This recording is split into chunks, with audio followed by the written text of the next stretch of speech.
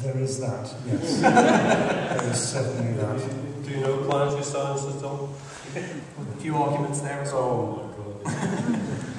One thing you must never do, if anyone's embarking on a career in astronomy and rainfall, never change from astrophysics to planetary science halfway through. Because then both sides hate you. Very factional. So that's somewhere where sci-fi and science agree. We like a good argument. But I am informed that George, as well, you're a fiction writer. I'm doing this. Yeah. How do you approach your own fiction? Usually very slowly. I do write very slowly, and usually I have to be commissioned to write anything, I'm afraid, these days. But I've done BBC Radio 4 afternoon plays, and a few short stories. But do they draw on your science as well? Some do, but most of them don't. I've written about things like the Scottish colonies in Burma during the Second World War, which was called the Everyobody flotilla. That was in 2 parts. The other one was done by someone much more famous than I, Brian Aldous, in fact. And I've done, the last one I did was actually about carbon dioxide. And a more unappealing topic to write about, the discovery of carbon dioxide by James Black in Glasgow in 1760. You say, oh my God, I'm going to write about it. So you bring them back from the dead, obviously, and you take them to meetings that you've been to on climate change. Picture the scene. I went out on a Thursday evening at 9 o'clock, and some guy who'd organised a meeting in the House of Commons on climate change is listening to it before. And suddenly he realises it's his meeting that's being described from the viewpoint of a ghost from the 18th century. So he thinks, my God. So he writes, this was rather well done. And then he named Chris Rapley, who was a kind of interlead in fiction and commentary. Chris Rapley is the head of the Science Museum at the time. So he got the credit, and despite my name being on the end of it, quite clearly, nobody has ever acknowledged that I actually wrote about the ghost. So, maybe we can change that. So, it's writing science and writing science fiction are 2 different wells, and you go and you draw from different wells at different times. My science tends to be more iconoclastic than the writing that I do, as not part of a day job. And someone once approached us and said, how would you divert an asteroid about the Earth? And I said, well, you could then B&Q buy 100,000 gallons of white emulsion and paint half of it. Solar wind pressure does it all. They just looked at me. And the other one was, why do you not believe in alien abduction? I said, well, you guys on the University of Leicester campus and try the following experiment. Ask them where the Space Research Centre is. And now go 4.5 light years further away and repeat the same experiment. The first trial experiment, 100 metres, no one will have the faintest idea where we are. So if you go out in that 4.5 light years, it's hardly likely to be no more about us out there than the So I'm quite safe. The guy said, well, thanks very much for that. We're off now to Devon to visit a man who's been to Venus 3 times. Try your best. You touched there on the different wells that science and science fiction come from, and I'm kind of interested in why we're drawn to them at all. So what was it that drew you to writing science fiction in the first place? I think that almost goes back to the question of why we're interested in it, is that the curiosity is hardwired into our DNA. The second reason is a little disrespectful to where I live, which is Rutland, which in the 70s, when we had both TV channels, there wasn't a lot else for a teenage boy to do. I found the science fiction shelf in the library, and I was out of there. And it's escapism, pure and simple, and that's what attracts me to it. It also allows an incredibly broad canvas. I can do anything. As you say, I write in the far future, which gives me the option of doing FTL drives. It gives me the option of pushing technology to the absolute limits. And basically shaking a tree and seeing what falls out. That's why I love it. That's why I will probably always do it. Not that I have, plans not to write conventional novels, but I just don't see the point. When you can use this, it is the literature of ideas, the literature of opportunities and potential. So why not keep on pushing away at the barriers of the far future? Are there barriers you haven't pushed at yet that you still have in mind that you want to tackle? Ideas you'd like to capture in fiction? There are ideas, yes. The Void trilogy, science does inspire me, don't get me wrong. It's a huge influence on me. I just like twisting it a bit. For those of you who are unfamiliar with my Void series, it's the black hole at the centre of the galaxy, again discovered by science. And then along, and I thought, well, that's an interesting piece of information. And along came another piece of theory, was that information can flow out of black holes.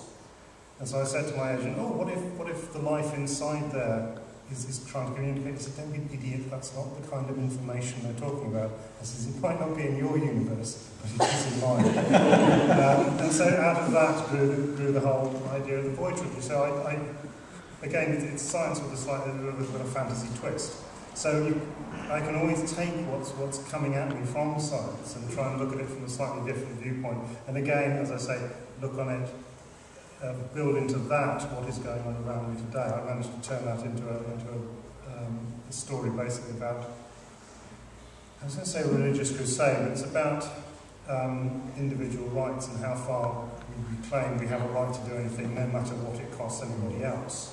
It's the societal impact which interests me again. But so that's where I'm coming from. That's why I will probably always keep writing science fiction, because these things just keep flowing at me out of the real science. And I hope that you'll always be continuing to research science. So what drew you into that area to begin with? Something I always wanted to do. It goes right back to 10 or 11. This space was going to the moon when I was growing up. I remember, there wasn't, you mentioned Rutland, and I worked up in the northeast of Scotland when the phrase "at a cinema near you" takes on a new ironic dimension. So it was something I was always drawn to. Incidentally, do you know the history of East Leicestershire and Rutland in space? The nearest launch site for any major missile from here was in Melton Mowbray from 1958 to 62. Yes.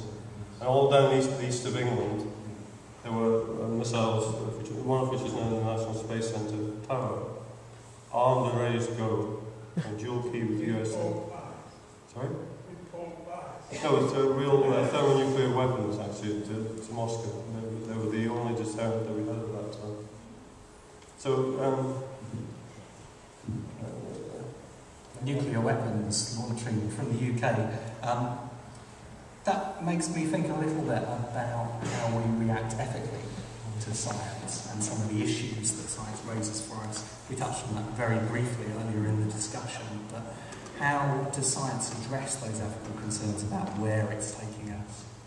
Science is highly regulated, and that's the first point. It has a real ethical dimension built into it, particularly in the life sciences and medicine. You have to go through the most astonishingly rigorous process before anything can be, any real experiment on any real person or organism can be carried out. That is an absolute truth, I think, in life sciences. In physics, you're not going to hurt anybody, but health and safety ensures that that's not the case. If I had a small nuclear device I wanted to assemble in the lab, I would have to go through the University of Radiation environment. The safety and everything is highly regulated. So it's not the mad scientists haven't got much latitude left. We can't do what we like anymore. So ethically, we reflect what society allows us to do, and that's a big constraint on all forms of science.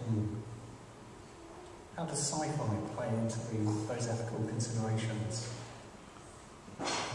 There's two ways. One is certainly with the biogenetics, is that we are highly regulated here. With the advent of computing power, which allows for much better molecular analysis, a small lab set up unobtrusively in the Caribbean can do work that would be absolutely frowned upon here. And that is, I think that's going to be an increasing problem. You do keep seeing little odd stories about rogue geneticists on cloning, and there's certainly no shortage of mad millionaires who would like to have themselves cloned, which is a great science fiction story. But yeah, there is a sort of blurring of the edges there. So, okay, well, if you weren't if you're regulating too heavily here, we're just going to set up here, which is, I think, a problem.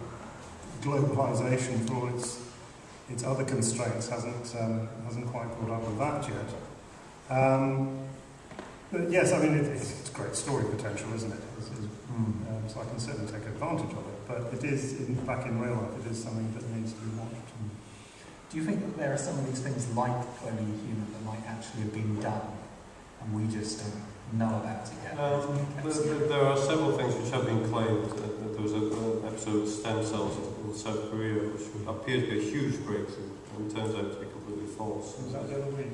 There was that's right. So I doubt that anyone's cloned a human. I would hope very much that that's a step that we don't really need, to be honest. We might give humans about it. But cloning other animals, it does happen. Not always for entirely reasonable causes. Cloning a pet might be sentimental, but in terms of, sort of civilization, it's not advancing. It's very far. But we've certainly seen some of those issues going on at the moment. I'm going to open this up in a second.